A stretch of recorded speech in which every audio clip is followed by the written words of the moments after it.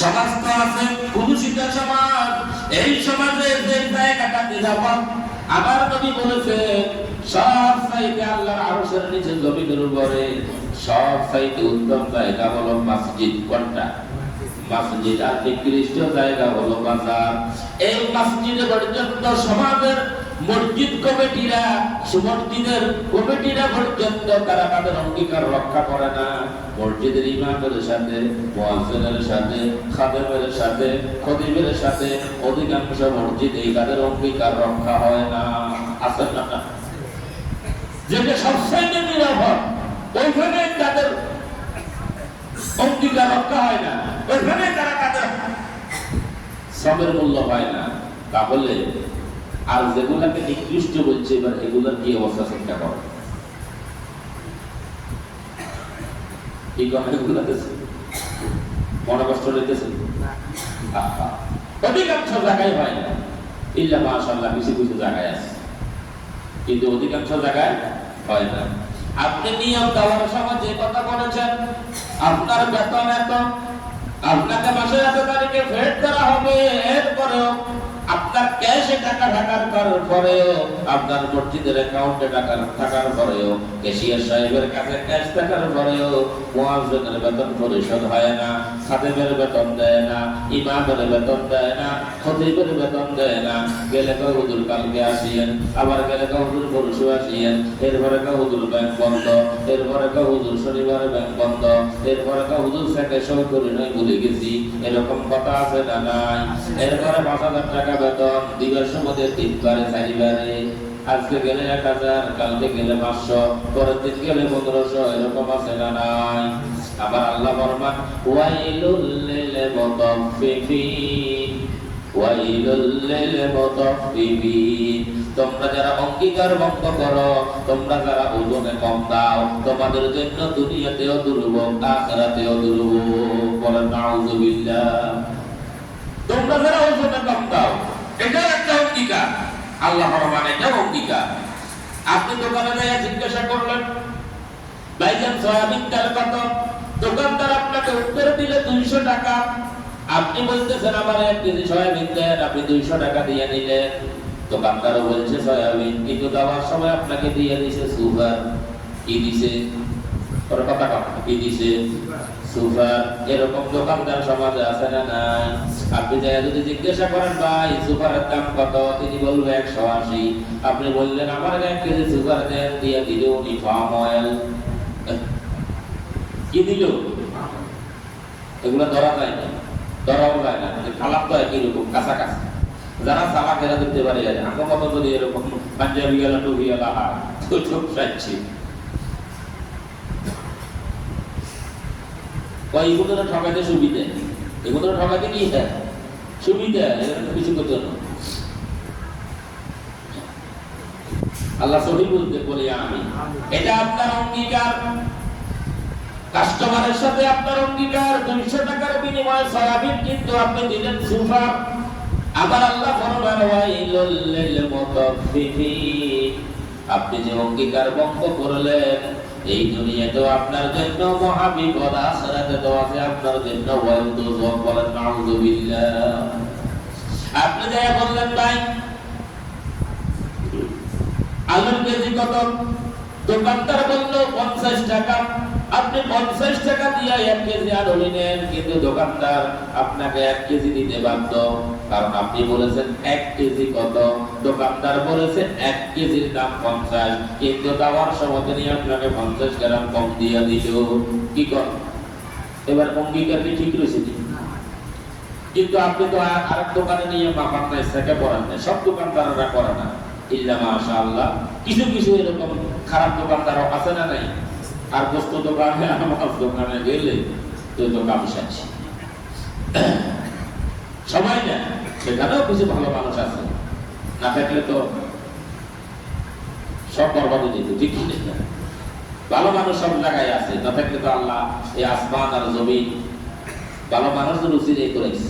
আলহামদুলিল্লাহ।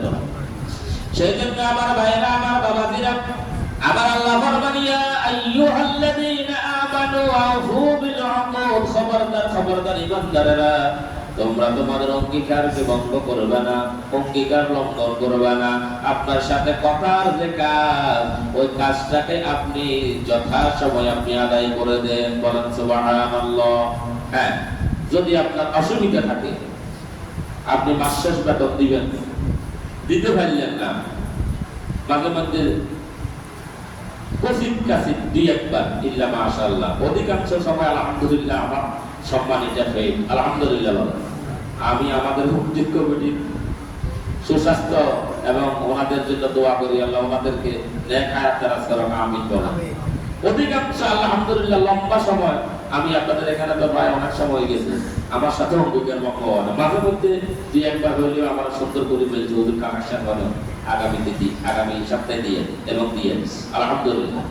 হ্যাঁ, সমস্যা কারো থাকতে পারে, আপনি আপনার অধীনে একজন লোক কাজ করেন, আপনি কোনো কারণে পকেটে টাকা না, সেটা আপনি বুঝেই শোনাইয়া বলি সুন্দর করে সুন্দর ব্যবহার দিয়ে তার থেকে যদি সময় দিতে পারেন, এটাতে কোনো দোষ নাই। উনি যদি আপনাকে স্বেচ্ছায় সময় দেয়, কিন্তু আপনি গায়ের জোরে টাকাও দেবেন না, আমার কাজও করা লাগবে, এরকম বেয়াদব আছে না নাই? আপনি সেই জন্য শ্রমিকের সাথে যে কোনো কাজে আগে চুক্তিবদ্ধ হওয়া, এটা শরীয়ত। এটা কি শরীয়ত? তারা পোষাইতে হবে, আপনারা পোষাইতে হবে। কথা কি বুঝেছেন? আপনি নাগরিয়া বাজার থেকে দিনখানা বাজার আসবেন, রিক্সাতে উঠতেছেন, শরীয়তের মাসালা হইলেও আপনি দাম দস্তুর করে সিদ্ধান্ত নিয়ে রিক্সায় উঠবেন, এটা শরীয়ত, এটা শরীয়তের মাসালা। আপনি এখান থেকে কাগজ নিয়ে যাবেন, আপনি জানেন ভাড়া কত, এরপরেও ড্রাইভারের সাথে আপনি কথাবার্তা বলে গাড়িতে উঠা, এটাই হচ্ছে উত্তম কাজ। এটা কি আর তাহলে কোনো ঝামেলা হয় না, তাহলে কি হয় না, ঝামেলা হয় না। কিন্তু আপনি কথা বললেন না, বলতেছেন ভাই আসার আগে নিয়ে যাবেন, আপনিও উঠে গেছেন, রিক্সা ড্রাইভারও কাম দিছে, আপনিও কিছু বললেন না, ড্রাইভারও কিছু বলল না। কাগজ নিয়ে বাজারে যাওয়ার পরে আপনি দিলেন 50 টাকা, ড্রাইভার বলতেছে ভাই ভাড়া তো 60 টাকা। শরীয়তের মাসালা হলো, যেহেতু আপনি আগে কথা বলেন নাই, এবার ড্রাইভারকে আপনি 60 টাকা দিয়ে বিদায় হবেন, কথা বলা যাবে না। সুবহানাল্লাহ। তার কারণ আবার রাসূল বলেছেন ইন্না লিসাহিবিল হাক্কি মাকানা, ইন্না লিসাহিবিল হাক্কি মাকানা, যে লোকটা কাজ করে কথা বলবে, সে কথা বলার অধিকার হলো তার। আপনি যেহেতু কাজ করেন নাই, আপনার কথা বলার অধিকার নাই। কথা আপনি আগে বলবেন, যেহেতু আগে বলেন নাই, এখন যিনি সাহেব তিনি কথা বলবেন, তিনি যা চাইবে তাই দিতে আপনি বাধ্য। সুবহানাল্লাহ। আগে কেন কথা বললেন না?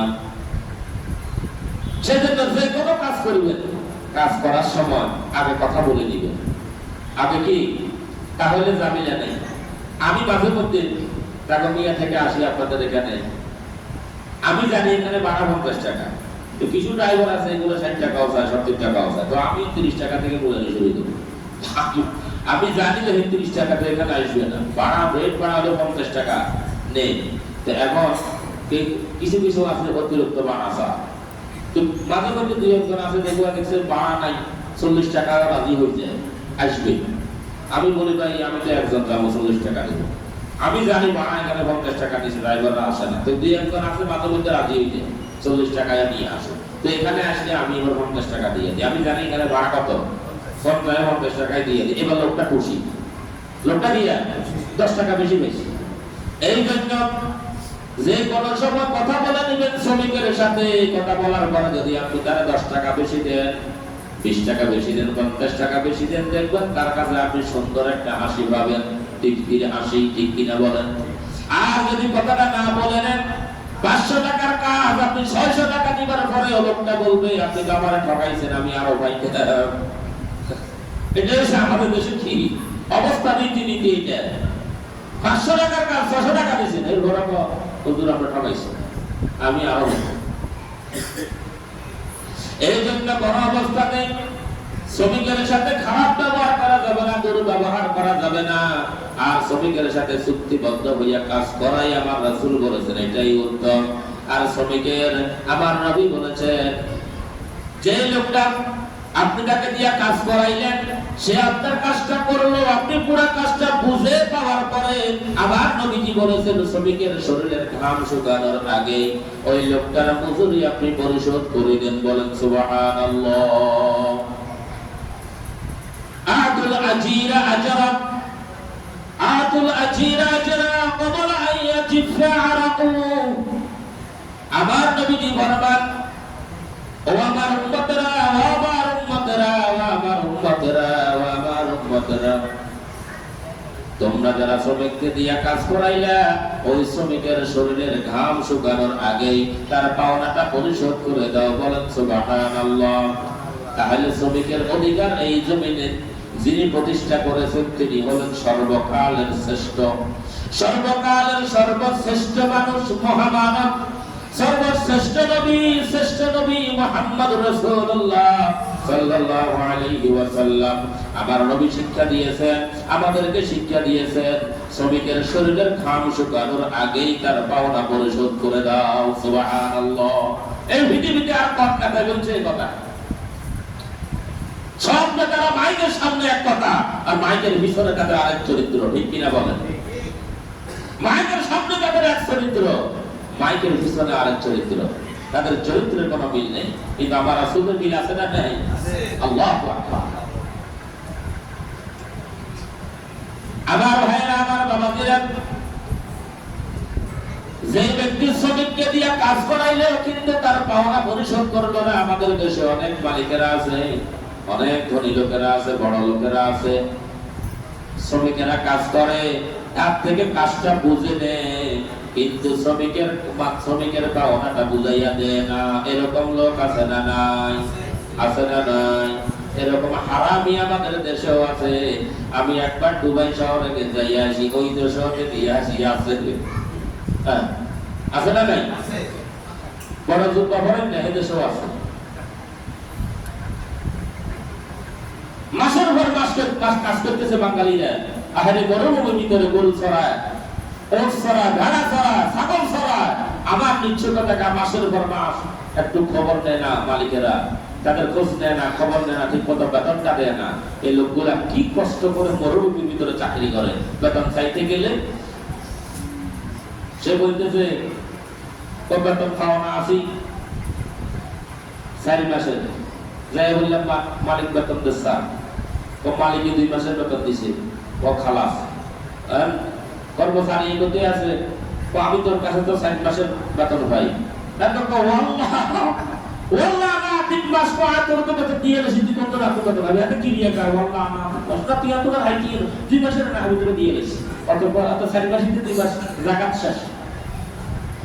আমার টাকা আমি দেখি এসছি, আমি বানাই বলতেছি না। কত বাঙালি কোর্টে মামলা করে, সেখানে এই আরব দেশগুলোতেও তাদের পাওনা টাকার জন্য। এখন মালিক কোর্টে খাড়াই, হাকিমের সামনে কয় ওয়াল্লাহ না আতিক পাস, ওয়াল্লাহ না আতিক ফুরুজ আয়াতের বেতন দিয়ে গেছি, তেও দিয়ে গেছি। এবার হাকিমে কয়, এবারে দিকে মামলা করছে, এতে রে কয়, এবার তুই ক, এতে ক্রিয়া কার কসম কার, এতে কি করতে হবে, এবার তুই ক। এতে হাকিমের সামনে কি কসম কার, এতে টিয়া দিয়ে গেছে, এবার তুই ক, আইন কি রায় দিতে। এরকম জালিম আছে না নাই? এটা জুলুম। এটা কি? এটা আমাদের দেশেও আছে, পৃথিবীর সব জায়গায় আছে। এরকম জালিম, এরকম জুলুম যারা শ্রমিকের উপরে জুলুম করে, এরকম জুলুম সব জায়গায় আছে না নাই? সব জায়গায় নির্যাতন করে অধীনস্থদের উপরে, এরকম জালিম আছে না নাই? অথচ হাদিসে কুদসির ভিতরে আবার নবীজি বলেছেন, কিয়ামতের ময়দানে বিচারের দিন আমার আল্লাহ রাব্বুল আলামিন দুনিয়ার বিরুদ্ধে আল্লাহ রাব্বুল আলামিন নিজেই বাদী হবেন, মামলা করবেন। আল্লাহ নিজেই কে? আল্লাহ রাব্বুল আলামিন নিজেই বাদী হবেন, নিজেই মামলা করবেন। ওয়া ইযা রাজুলুন ইস্তাজারা আজরু, ওয়া ইযা রাজুলুন ইস্তাজারা আজরা ফাস্তাওফা মিনহু ওয়া লাম ইউতি আজরা। আমার নবীজি ফরমান, আমার আল্লাহ রাব্বুল আলামিন বলেন, যে সমস্ত মালিকেরা, ধনী লোকেরা কর্মচারীকে তাদের সাথে অঙ্গীকারবদ্ধ করে, চুক্তিবদ্ধ হয়ে তাদেরকে নিয়ম দিয়েছে, তাদের থেকে শ্রমটা আদায় করেছে, কিন্তু তাদের হক বুঝিয়ে দেয় নাই, আমি আল্লাহ বাদী হয়ে তাদের বিরুদ্ধে সেদিন আমি আল্লাহ নিজেই মামলা করব। বলেন নাউযুবিল্লাহ। আল্লাহ বলতেছে সেদিন আমি আল্লাহ নিজে বাদী হব তাদের বিরুদ্ধে, যারা শ্রমিককে নিয়ম দিয়েছে, তাদের হক আদায় করে না, কিন্তু তাদের থেকে ঠিকঠাক মতো তিনি শ্রমটা আদায় করে নিয়েছে। শ্রমিক থেকে তিনি বুঝে নিয়েছে, কিন্তু শ্রমিককে বুঝিয়ে দেয় নাই। আল্লাহ ফরমান, আমি তাদের বিরুদ্ধে সেদিন আমি আল্লাহ নিজেই বাদী হব। আমার ভাইয়েরা, আমার বাবাজিরা, শ্রমিকের অধিকার প্রতিষ্ঠা করেছেন আমার নবী, বিশ্ব নবী, শ্রেষ্ঠ নবী মুহাম্মদুর রাসূলুল্লাহ সাল্লাল্লাহু আলাইহি ওয়াসাল্লাম। সব সময় শ্রমিকের পক্ষে কথা বলেছেন আমার নবী। আল্লাহর নবী জীবনের শেষ কথা, আখিরু কালাম সাল্লাল্লাহু আলাইহি ওয়াসাল্লাম, আল্লাহর নবীজি ইন্তেকালের আগে দুইটা কথা বলেছিলেন। কয়টা কথা? সবাই বলেন কয়টা কথা? মৃত্যুর আগে আল্লাহর নবীজি শেষ কথা বলেছিলেন দুইটা। একটা হচ্ছে as-salat as-salat as-salat ওয়া মা মালাকাত আইমানুকুম। একটা হচ্ছে নামাজ, আমার উম্মতেরা নামাজ নামাজ নামাজ, আমার উম্মতেরা নামাজ নামাজ, নামাজ ছেড়ে দিও না, নামাজ ছেড়ে দিও না, আমার উম্মতেরা নামাজ ছেড়ে দিও না। আর একটা কথা বলেছেন, ওয়া মা মালাকাত আইমানুকুম, খবরদার খবরদার, তোমাদের অধীনস্থ শ্রমিক যারা, তাদের সাথে তোমরা তাদের উপরে জুলুম করো না, তাদের হক আদায় করে দিবা। সুবহানাল্লাহ। শেষ কথা বলেছেন আমার নবী, জীবনের শেষ কথা বলেছেন দুইটা কথা, as-salat as-salat ওয়া মা মালাকাত আইমানুকুম। একটা বলেছেন নামাজ নামাজ নামাজ, আমার উম্মতেরা নামাজ, খবরদার নামাজ ছেড়ে দিও না। আর একটা কথা বলেছেন, তোমাদের অধীনস্থ কর্মচারী যারা, তাদেরকে জুলুম করবে না, তাদেরকে ঠকাবে না, তাদের ঋণ তাদের পাওনা পরিশোধ করে দিবা। সুবহানাল্লাহ। এরকম কথা পৃথিবীতে আর কোন নেতা বলেছে? আমাদের নেতারা তো শুধু স্বপ্ন দেখে। কি দেখে? স্বপ্ন দেখে। এরকম কথা আর কোন নেতা বলেছে পৃথিবীতে? কোন দার্শনিক বলেছে? আল্লাহ আমাদের সবাইকে বোঝার তৌফিক দেন, বলি আমিন। আমরা যে কথাগুলি বলি আর যে কথাগুলি শুনি, আল্লাহ পাক এই কথাগুলির উপরে আল্লাহ আমাদের সবাইকে, আমি সহ আল্লাহ আমাদের সবাইকে আমল করার তৌফিক দেন, বলি আমিন। আমরা আগামী জুমা থেকে, যেহেতু হজের মৌসুম, আমরা হজের গুরুত্ব এবং ফজিলতের উপরে কথা বলবো ইনশাআল্লাহ। ওয়া মা আলাইনা ইল্লাল বালাগ, যারা পড়ে আসছেন সুন্নাত